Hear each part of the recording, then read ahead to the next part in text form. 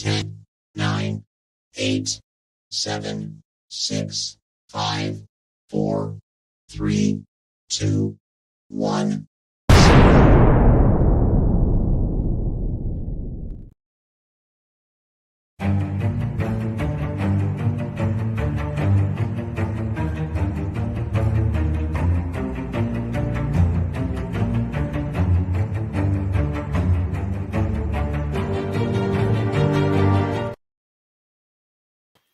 And we are live. Good evening, Justin. How are you?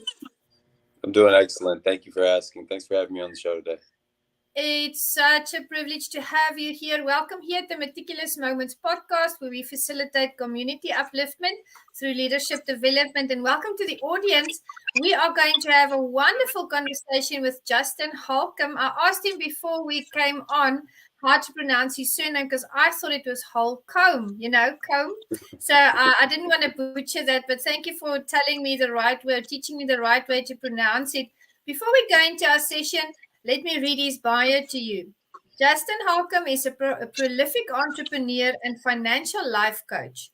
He's a global fitness authority who has worked with clients in many countries. To date, he has created over $1 million in fitness sales and financial life coaching revenue. His commitment, discipline, diligence, and pragmatism have endeared him to many clients the world over. He believes in the power of focus, excellence, and commitment to value creation because he is convinced that these virtues empower him.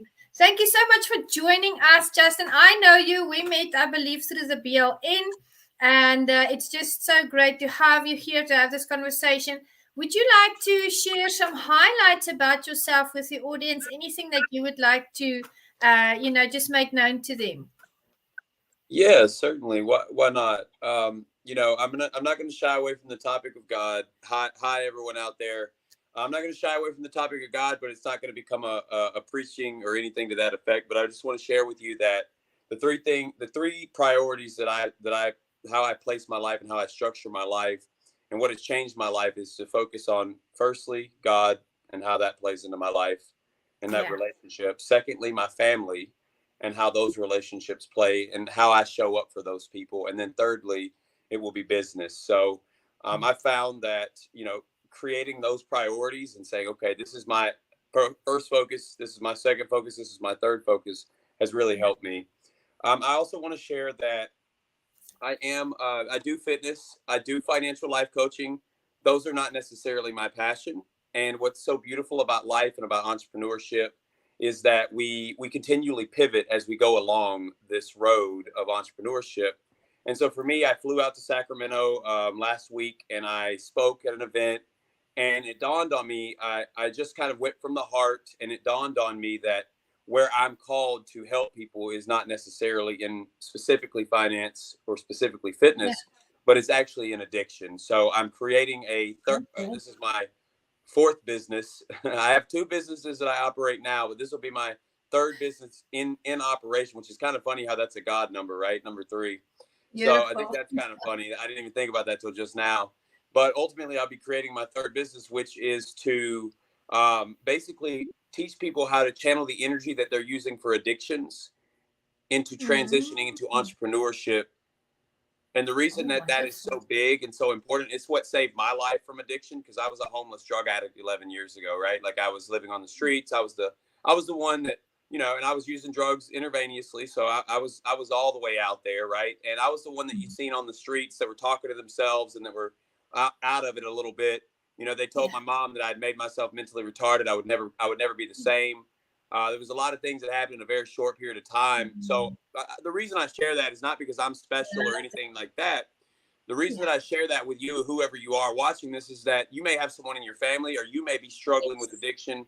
And ultimately, I just want you to know that there's hope for you. There is a way out, and God will send people into your path in order, when you're ready, in order for you to find that way out. So he's already went before you and created a provision for you to be able to get out of that situation. So just have hope.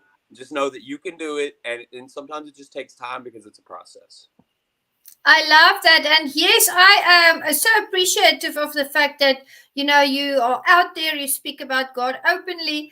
I mean, we can do nothing of the things that we do if it wasn't for God empowering us and assisting us and leading the way or making the way straight, like you mentioned. And also the hierarchy that you use in your life, God, your family, your business, that's a biblical principle. I've taught that many times in the churches over the years. So I'm very happy and delighted to have you here to hear your story. What struck me the first time, since the first time that we had our virtual coffee, was the fact that you want to spread hope, that you want to help other people that are currently facing struggles. And I am so happy to hear that you are now starting another division in your business. That is so timely. We need more entrepreneurs that are willing to really put themselves out there to be adaptable. And you mentioned pivoting. So that's what you are doing. And I believe that as you pivot, you will also scale and bring a lot of community upliftment as well. So thank you for that introduction. I appreciate that. You mentioned we had a discussion about your business. I saw a live about your family. So let's talk about your family. I would love for the audience to hear your beautiful child. I saw the live, so beautiful. Would you like to share that testimony? About how you became a father. That was so incredible. Yeah, absolutely. I would love to share that story. It's funny. My wife says, "You've told that story a million times and I never get tired of it." It's a and, miracle.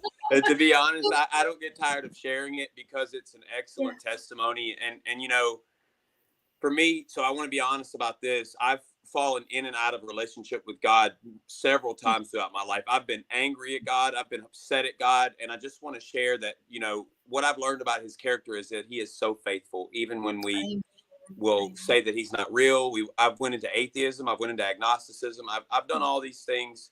And so here's what happened. When I was younger, Yeah. I was with my high school sweetheart and two Mm. other women up until the point before I became homeless.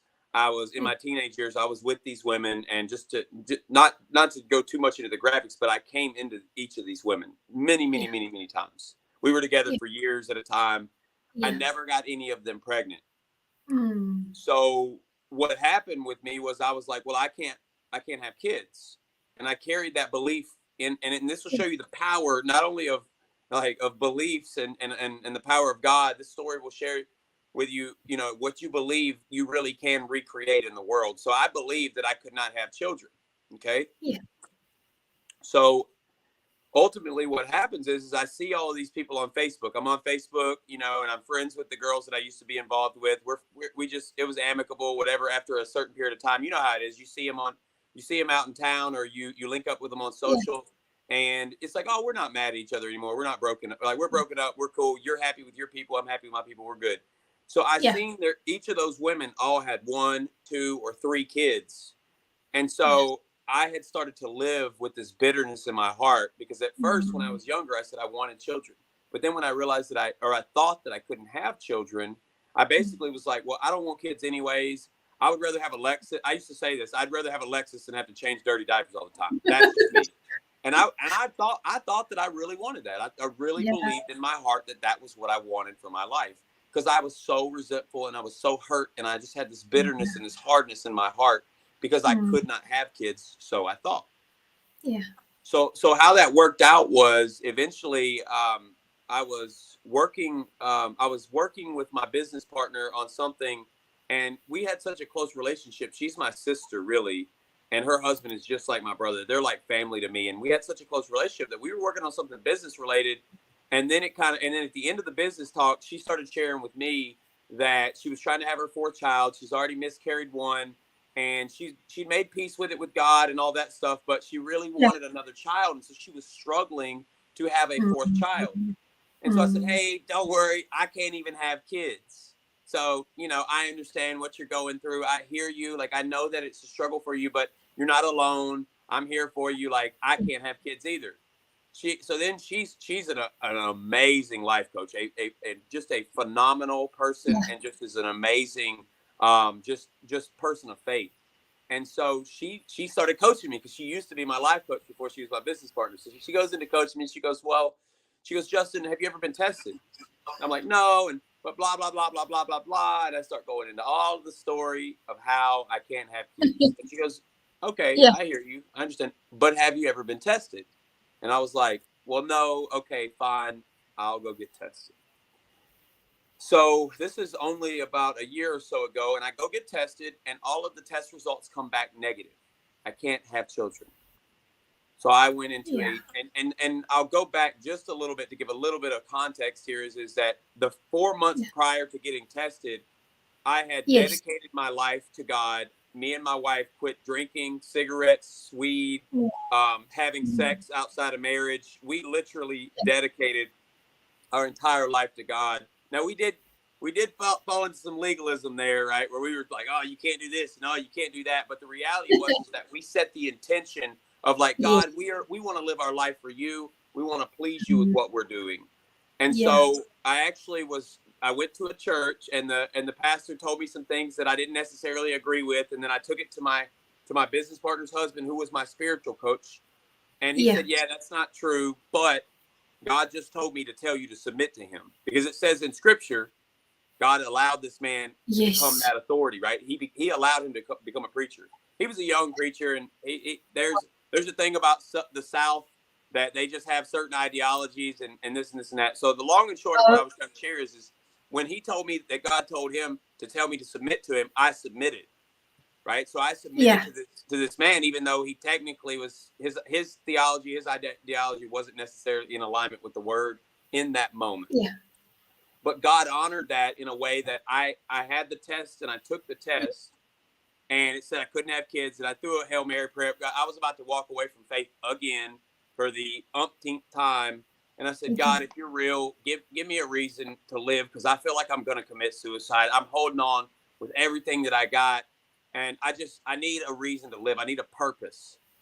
4 months later, my wife came into the room where I was at, and she Mm. had 2 pregnancy sticks and said, I think I'm pregnant. And immediately that prayer came to my mind, and I went, I think Oh, you are. And apparently God's real, because I had walked away from faith at that point again. And so yeah. that just shows you how faithful he is when you honor him in the way that you Yes. move, in the way that you talk. And so it was an incredible experience. And now that's my miracle baby. Every time I see that baby, I think, wow, God, you are so faithful. Beautiful. So, yep, that's pretty much Wow. the long and Yeah, short of it. you are right. That is a story. Yeah, I love it. That's a story that will always have magic, and there's someone in the audience that has to hear this. We have to honor God for the things that He does for us because we want to. It's something that is passionate in our hearts. And I want to ask you, having gone to atheism, having gone to agnosticism, having fallen away from the faith multiple times, what is your relationship with God now? How do you experience Him, and what is your relationship with Him? How do you communicate with Him? Wow. Well, firstly, I want to thank you for giving me this space to talk about this, because I do my best to, when I'm not, I do the best that I can to exercise temperance, meaning Yes. I don't just share with everybody this, because not everybody wants to hear this. So, firstly, I just want to thank you for the opportunity to share that. Um, so, for me now, it's kind of, it's just a very personal experience that I have. I can't, um, Yeah. I can't explain it in perfect detail, but the reality now for me is that every Yeah. day I rely on him for everything. And so, like, I'll give you an example of a Amen. miracle that's happened in my life yesterday, as of yesterday. So I have a Yeah. frozen shoulder, or had, let me say, it's an incredible Oh, experience. So I had a frozen shoulder my entire life. When I was a fitness manager in Los Angeles, up until now, I've always had this issue with my shoulder. A chiropractor yeah. told me that my shoulder was out of socket. And I was like, oh, that's weird. Well, that must be why it hurts so bad. And I don't know why it's out of socket. So he fixed it Yeah. a little bit, but ultimately he couldn't fix it. So I stopped seeing him. So I reached out yesterday. I was in so much pain that I reached out to a lady from Canada that's a doctor, and she does some other stuff. Yeah. And so the long and short of it is, she said she spoke into the situation. She knew what was going on. She says, it sounds like your shoulder is out of socket and it's pressing on the nerve. And immediately I'm like, oh, this might be from God, because she has no clue about my situation. She hasn't done Yeah. an analysis. She hasn't seen me, anything. Mm. We just had a virtual Yeah. coffee one time. And so I'm like, how does she know that my shoulder's out of socket? Because that chiropractor told me that it was out of socket. So she gave me this little like prayer thing, and Yeah. I started praying it. And she said, touch your shoulder and say this. And I started saying it. And immediately I was about to go to the ER or the doctor or anybody that would see me to give me pain pills. I was in so much pain. I had already been to the acupuncturist that manipulated my spine the day before. I slept with the pain. It just would not go away. And I immediately I held my shoulder. I started saying this prayer thing. And I'm telling you, it was the craziest thing. I've never experienced this in my life, but my shoulder went from a 9 or a 10 to a 2 like that. Wow. And I was just like, thank you, God. Wow. You healed my shoulder. Thank you so much. And so that's just one incredible miracle of many that I know are to come, because what I've learned about God is that we pray for something. And then a lot of the times in the past, I'm not going to speak for other people, but I would go, well, this isn't happening. Why is this not happening? And I would even go to God and petition and say, why aren't you doing this? I don't understand why. And then the next morning I would have to hit my knees and say, wait a second, who am I? Right? Like, God, I'm sorry for my arrogance. Forgive me for my arrogance, right? So I've had that experience where I was like, I'm praying, I'm in the word, I'm doing all the right things. Why won't you give me the power? And that's arrogance and that's pride. And so when he senses that, he'll be like, you're being a little prideful there, Justin. So that's been a really fun experience for him to grow humility in me through testing me. And so what I really want to share is that, for me, he's like the dad that my dad could never live up to. And that's everybody. I'll never be able to live up to be the perfect dad now that I have a son. And all I can do is just put myself before the Lord and take things in front of him and lay them at his feet and say, God, I don't understand this. I don't have all the answers. My human understanding, my human wisdom really just is failing me right now. And I'm just asking humbly that you give me your wisdom. And so that's been my experience, is that I continue to go through life. Like, I don't know all the answers. Like, there's people that are way smarter than me. They have degrees in theology and this and that, and they know so much. And my experience has been, I don't need to be a scholar. I don't need to have all the answers, because he gives me each answer as I need it so that I can serve. It's not so that now that I know, he gives me the answer so that I can be like, wow, now I can take this to this person. And he'll put somebody on my mind or on my heart. Like, oh, this person needs to hear this. But it's been a delicate like balancing act of like, who do I talk to about it and who do I not? Because sometimes we will put that in front of somebody and they don't operate from that level, and it comes off as preachy and judgy. And so it's just a really fun, so I used to have jobs that I would work, and when I became a fitness manager, I became a fitness manager in 4 months. I was the lowest paid trainer in the building. I didn't have any connections. I was out in Los Angeles. I didn't know anybody. And I became the highest paid manager in the building besides the general manager. I became the highest paid trainer in the building in 4 months. Okay, so the reason I share that with you is not to brag, but it's more so that you understand that when I see a challenge, I love it. I go after it. I'm hungry. I try to conquer it. And I would do that. I would beat everything. Like, oh, I've conquered this, I've conquered that. And then I would leave that company and start my own business or do something. But I've always been seeking this challenge. And so the beautiful thing about my relationship with God, and what I really want to get across in closing with this part of our talk, is that it is because if you sense yourself as that person who goes to a job and next thing you know, you're in management because you love the challenge and you're just like, man, I gotta conquer this. I gotta overcome it. The walk that I've had with God lately, especially, has been like a constant challenge, and it's testing my faith, and it's building me up, and it's building character in me that is going to give me the ability to help others on a massive level.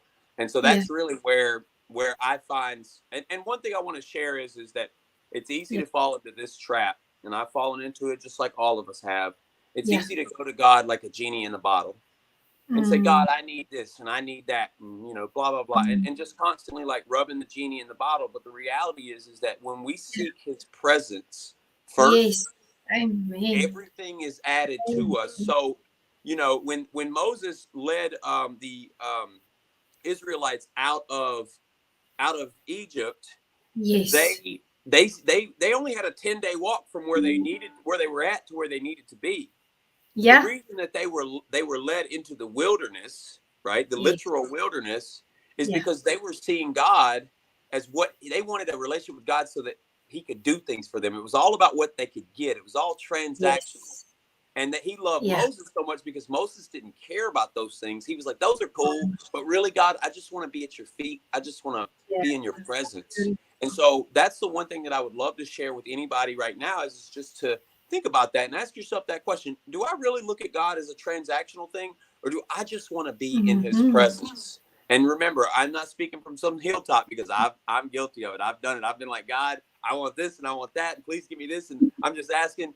And the reality is that he knows what's best. And when we seek his presence, we start to be able to be a little bit more prophetic and be able to hear where he's leading us to. Yes. And all of those things are added on. So that's Yeah. kind of my blanket statement there is look at and focus on how can you get in his presence more so than what can you gain from being in relationship with him. I love that. Absolutely. I agree with everything that you said. You know, when we when we are in his presence and we have that level of awareness, we see him in everything. We consult him in everything. You know, when we honor and praise him in everything. And I've seen in my journey with God that he conditions me in my season for to be able and ready for my next season. So as you were mentioning how you worked yourself up in those 4 months, I saw, you know, that was your training ground to prepare you to become the phenomenal entrepreneur that you are.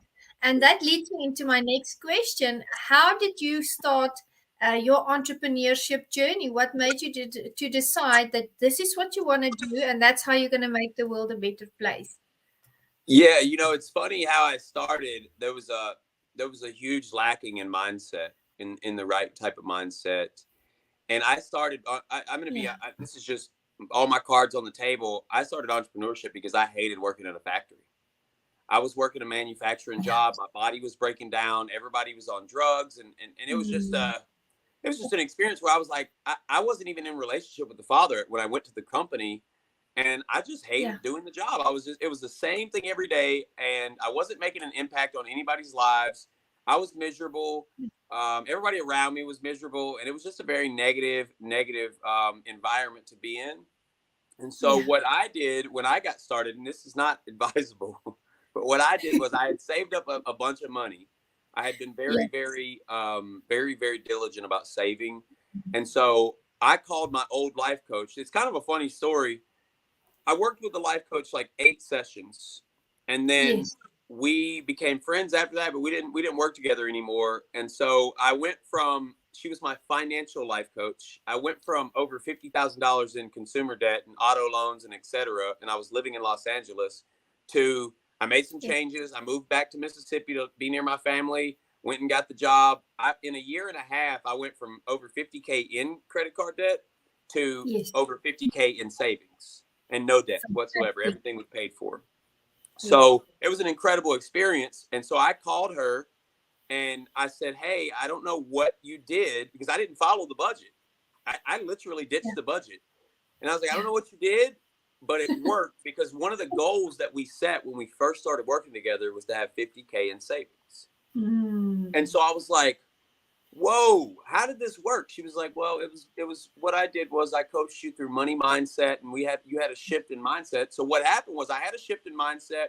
I came back Yes. home.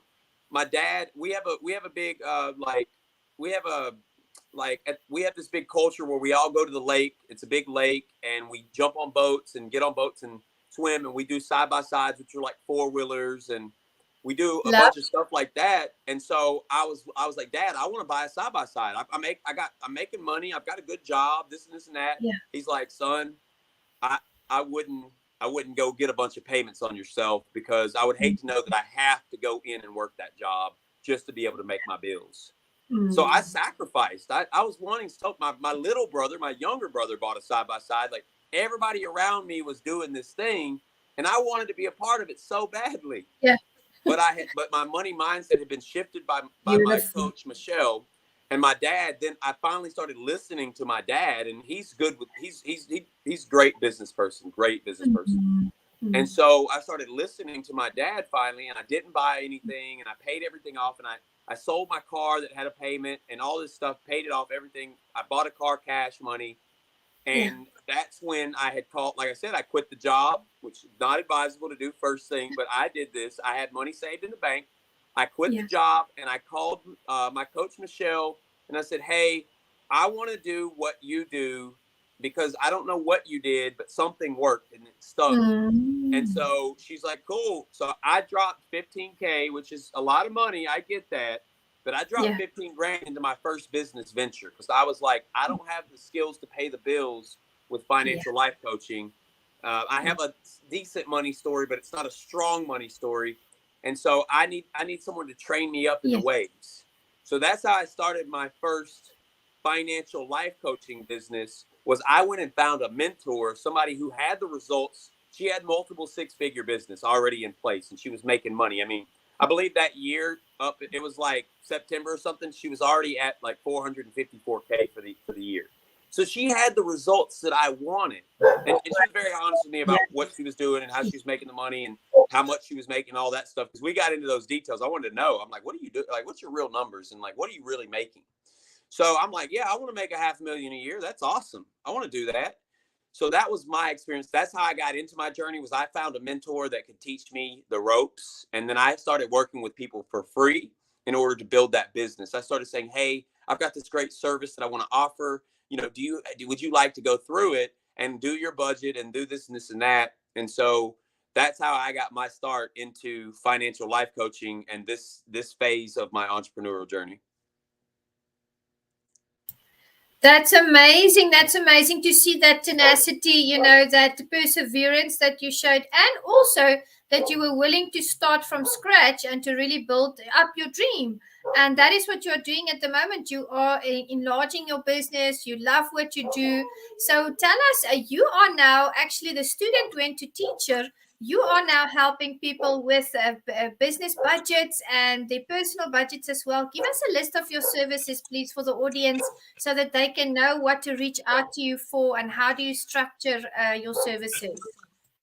Yeah, absolutely. Well, I'm going to say this. I do fitness services. So I help people with the coaching, not necessarily the fitness instruction, not like a personal trainer, but more like a fitness coach.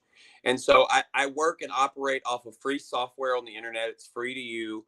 And I basically help you to create an exercise program that's custom to your needs. So it might be that you have pains in your knees or your back or this or that. Or it might be that you want to become a bodybuilder. I used to do bodybuilding. I used to do nutritional coaching for bodybuilders. So I have 10 plus years of experience in that fitness realm. So that's something you can reach out to me for, and we can see if it's a fit. You know, it may not be, it may be. We'll see. We'll explore that together. The other service that I'm offering still, but it may not be something that I offer much more of in the future, is financial life coaching. So I offer things for financial life coaching in a 4 to 6 session piece. We do goal setting. We do number crunching. We do something I call a money snapshot, where we develop your budget based off of the numbers that we crunched here. And then we implement the budget. But sometimes people need an extra session or two because they need a debt pay down plan, or they want to create a financial income strategy to be able to level up their money, their income, or create a side stream of revenue so that they can live life at the way that they want to. And they keep their regular job or they keep their business, but they just figure out some new strategy. So those are kind of like how I serve people with the mechanics of what I do, but really the value in what I do is just to help people transform the way that they see money, to heal their relationship with money, and to start to see money as a tool rather than the end result. And so that's the two services. The new service that I'm actually building out and creating is for people with addictions. So if you have addictions, if you're already in entrepreneurship, if you're a struggling coach, if you're a struggling consultant, and you have addictions that are really, really, like, it could be video games. It doesn't have to be alcohol and drugs. For me, when I got off of I got off of drugs, video games became a huge, huge addiction for me, because what I realized was I was distracting myself. I wanted to avoid intimacy with myself. I wanted to avoid myself as much as possible. I didn't want to think. So I was playing video games to keep my mind busy. So I was drinking while I was doing the video games and smoking weed and weed pens and all this stuff. So really where I'm going with it is I'm here to serve you, and we'll figure it out together as far as payments or all of that stuff. Because I'm just an honest guy. I believe in transparency. I believe in honesty, and that's just what I'm going to ask of my clients. And I'm never going to say, "Oh, I can help you," if I know in my heart that I can't. So that's what I want to, if you want to reach out, you want to connect, we'll see if it's a good fit. It may not be a good fit. I may know that I'm not the right person for you and may be able to refer you to somebody that is the right person for you. But what I do is now I help people go from being addicted and being stuck in that cycle of addiction to be able to find freedom and victory in that area and transition into entrepreneurship. So now where your energy was going into all this addiction stuff, now you're going to transform and you're going to bring that energy and you're going to focus in how you can serve others and how you can make money and you can monetize that energy, right? So that energy is there for you. Let's get into a relationship with each other in a way that, we can work together, and we can take this energy that you've been using to be stuck in addiction and shift it to how can I make money how can I help people to make money with the same energy? So you've got everything you need right now, but sometimes it just takes getting involved with a guide and building a relationship with somebody that can be a guide to just kind of direct you in maybe like a 1 or 2 degree shift so that you end up in a different place than where you're headed right now. That's a wonderful approach and strategy. And, I wanted to comment that it's not uncommon for people who are addicted to certain substances to exchange that addiction with something else. That is obviously human, but you came out with that freedom and that victory. And now you're really enabling other people to do so as well. So hearing the third part of your business being born is just phenomenal. And the advice that you give and the strategy that you laid out is perfect, because I really believe in relationship building. That's one thing for me in my business as well. I've, worked with so many people, and I always build relationship with them, because we are not there to just do some business together and never talk to each other again. We're there to support each other, to engage and to network. And when someone needs a prayer, be there. And you only get to that level of I'd say relationship if you really invest in other people. So that's what I like about the products that you offer, and the overall gist of your business. It's that you are there for people, and even coming to the fore and saying, we'll see if it's a fit for whoever the audience is going to reach out to you. That gives them the peace of mind that they can approach you, they can discuss these topics with you, and if you aren't the fit for them, I know, because I've talked to you, that you will point them in the right direction. So that's a good thing. People will feel loved and accepted when they work with you. Now, you're a very strong leader. I've seen you on social media. I followed you on social media. You're part of the BLN. I always do a little bit of research before I have the interviews. And I want to ask you, if you had to describe your leadership style, how would you maybe give a definition of that? What is your approach? Yeah, wow, what a great question. I did a personal leadership training last year, and I discovered there's multiple different leaders. There's reluctant leaders, there's all these different types of leaders, and ultimately I am a leader of leaders. So that's what I'm called to do, is to lead leaders. Interestingly enough, I wish I could share more about that training, but part of the training was that we agreed and committed our word that we wouldn't share the details of it, so that we wouldn't ruin the experience for anybody. So I can't share the details of that training, but it's a great training. And yeah, it will give you the ability to identify what type of leader you are. If you're interested in it, I refer out, no problem. Life is not a competition. I really just want you to get the help or the support that you need. And so that's really what I'm about. And so, yeah, you'll learn what type of leader you are. There's different personality types that they go over in that training. And so you can learn what style you are. And then once you learn what style you are, you can learn what style other people are. You start to be able to identify, oh, this person's a this person's a that. And then you can start to speak to them and honor them in the way that you speak to them, by speaking them in the language that they understand best.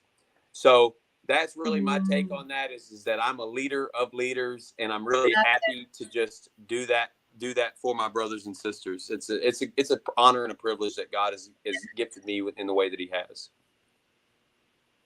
Amen. And it's super clear that you are a leader of leaders. And kudos to you for going out there and being that leader, because sometimes people know what they're supposed to do, but they kind of run away from it. You are here and you are doing what you're called to do.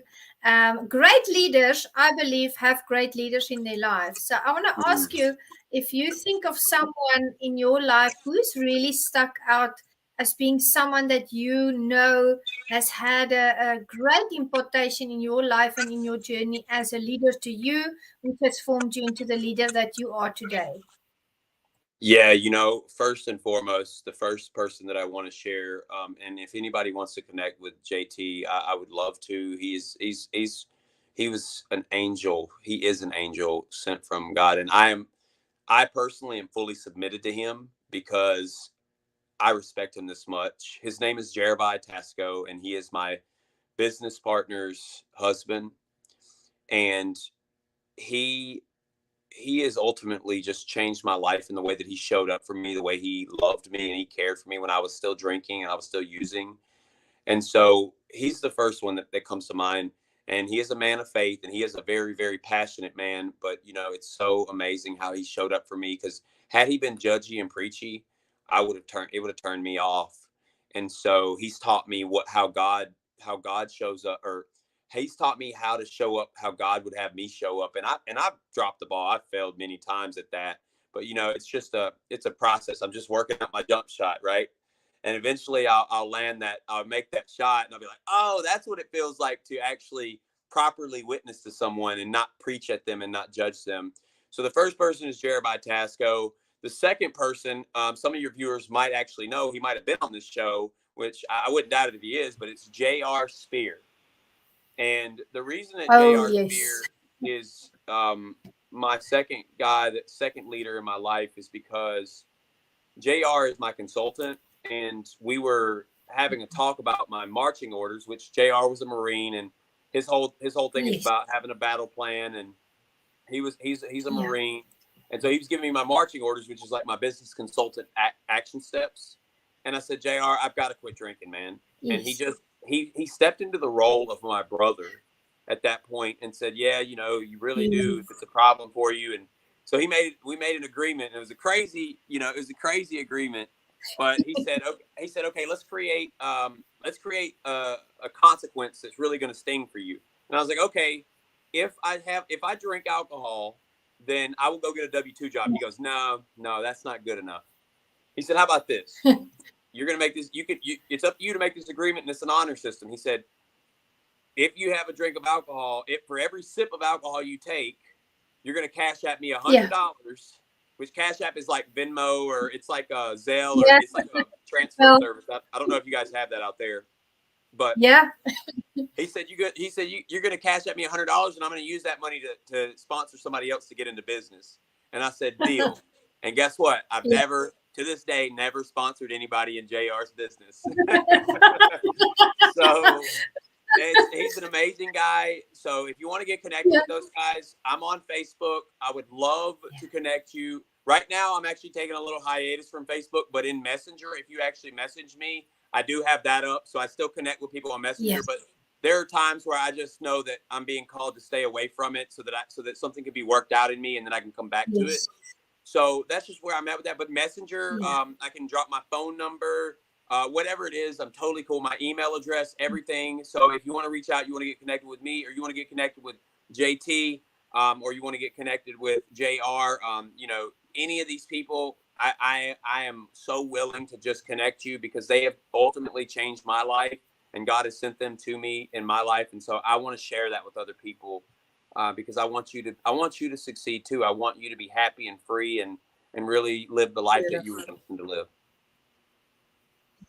Yeah, I love that. Wonderful, wonderful. I'm not familiar with JT yet, but to the audience, Justin and I know JR Spear very, very well, and we are very happy in the BLN group as members. And JR, that sounds like something JR would come up with. I met JR last year, and he was on the Meticulous Moments podcast, and since then, we've been working together, and just phenomenal to see how the BLN community is also growing.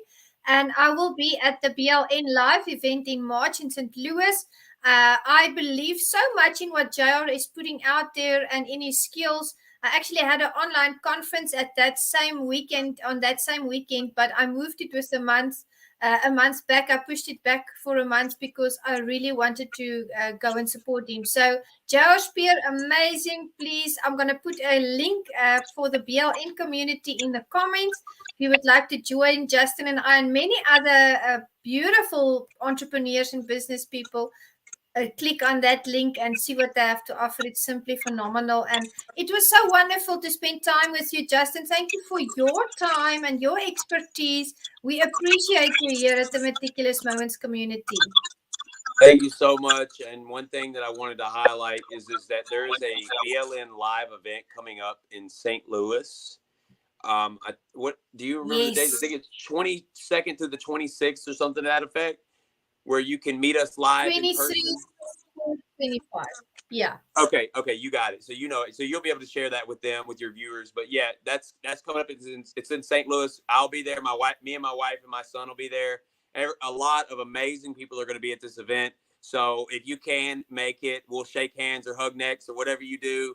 And I just want to thank you again so much for allowing me to come on. And it's such a privilege. And just to be able to share about my father, or our father, and just to be able to share that was just such a blessing. So I thank you so much.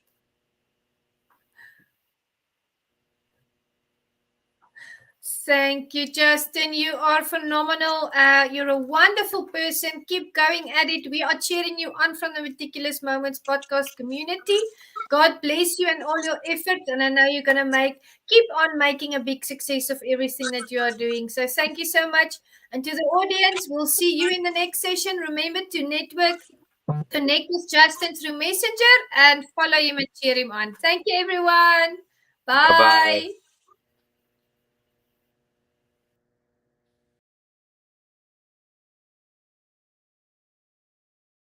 Hi, my name is Jose Escobar, and I'm the founder and CEO of the Connected Leaders Academy. We're the #1 fastest growing community and tribe of some of the highest level entrepreneurs all around the country and around the world. We're in 36 states across the U.S., in 11 international countries, and over 240 plus members, growing every single day. And I'm honored, excited, and I'm glad to say that I'm proud to be the official sponsor of the Meticulous Moments podcast with Juanita Kapp. Thank you so much for the opportunity. I'm excited for this journey.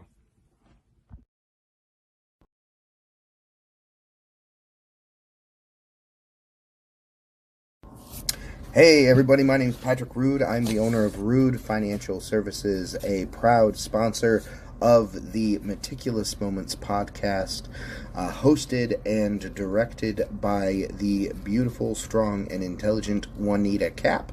I cannot tell you enough about what this woman has done with this podcast and the effect that she has had on me and all of the other sponsors and people that listen. Don't miss it.